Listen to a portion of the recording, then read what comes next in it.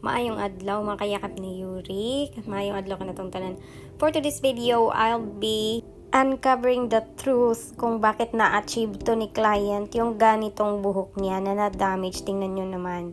Okay? So, yung buhok ni client, yung bagong tubo is healthy naman. Samantalang yung dito sa front at saka itong sa parte na may kulay, it is previously rebonded po yung buhok ni client. 10 months ago, at i-reveal ko lang sa inyo kung bakit ganito ang nagiging itsura ng buhok niya. Kung bakit nag-ibang texture ng buhok ni client dun sa part na malapit sa may kulay, samantalang iba naman ang texture ng buhok ni client dun sa may roots area. Papakita ko sa inyo yung close-up look. Ayan na siya, ganyan siya.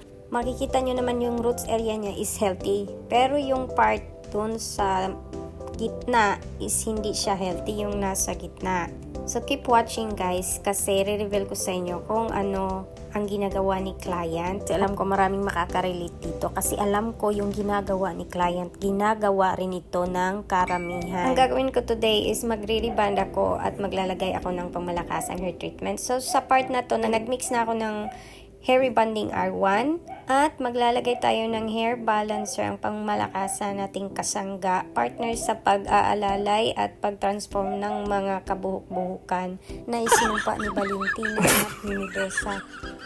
Joking aside mga kayakap ni Yuri, sa totoo lang, yung mga ganitong buhok, kailangan talaga to ng sobrang alaga sa paggawa niya. Kasi napakadelikado at napaka-fragile ng buhok niya at baka mas lalo itong madurog at mas lalong masira. Nag-apply na ako ng rebonding R1 at dahil dito sa part na to, hindi pa naman umabot yung sunog na part, kaya dire-diretso muna ako sa pag-apply ng buhok niya. So itong part na to, papakita ko sa inyo, ayan yung healthy niya na buhok. Ganun siya ka-healthy.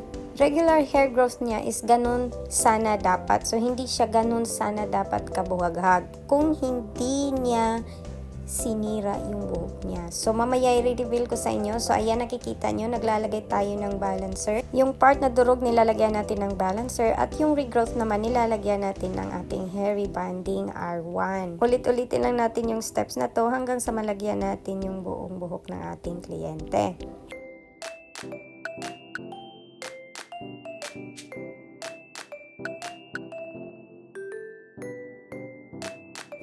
So, natapos na ako malagyan yung buong buhok ng client natin. After nito, ika-cover ko siya ng plastic para mas madaling ma-absorb ng buhok at mas madali ang processing time. Pagkatapos nito, ayan, naghanda na ako ng pangmalakasang hair treatment. Yan po ang ilalagay ko or i-treatment ko pagkatapos kong mabanlawan sa R1 ang buhok ng client natin. So, gumagamit ako ng Wires Hair Mask para ma-restore yung moisture ng buhok ng client natin after sa paglagay natin ng R1. And if you have noticed, naglagay din ako ng konting hair balancer. Nilalagay ko siya sa hair mask para mas lalong ma-enhance yung ating ginagawang hair treatment. Pwedeng ihalo si hair balancer sa kahit anong water-based na mga hair treatment. Okay? Water-based. May mga kapwa akong hair tracer na hindi gumagamit na treatment pagkatapos ng magbanlaw ng R1. Oy, aminin, alam ko yan. May nakikita ko. Oy, hindi yan ganyan, day. Kaya yung buhok ng nireban mo, day, dry na dry pa rin, day. Anyways, for sure, makikita at alam na ng mga clients ko yung procedure ko, yung mga steps ko. Kaya pag sila pumupunta sa ibang hairstylist at hindi ginagawa way na ginagawa ko yung proseso sa pagre-rebond sa buhok nila, sasabihin nila sa akin, kaya ako bumalik Miss Yuri kasi hindi talaga siya pa katulad sa mga ginagawa mo. Ay, syempre, ganun talaga yun.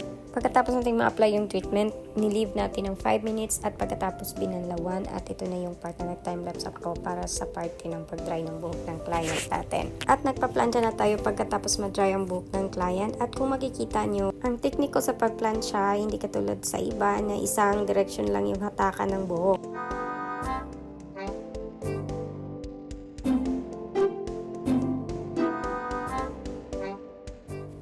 I follow my client's natural hair flow, kung saan ang direksyon na naturally doon bumabagsak yung buhok ng client, or basta guys kung asa na padulong ang buhok, natural flow sa buhok sa ato ang mga kliyente, adto sad na nato padulong iplansya, dili na nato sugaton, dili na nato birahon sa lang direksyon kapag plansya na. Naglagay na rin tayo ng rebanding R2 at ito na yun, nalagyan na natin yung buong part ng buhok ng client natin.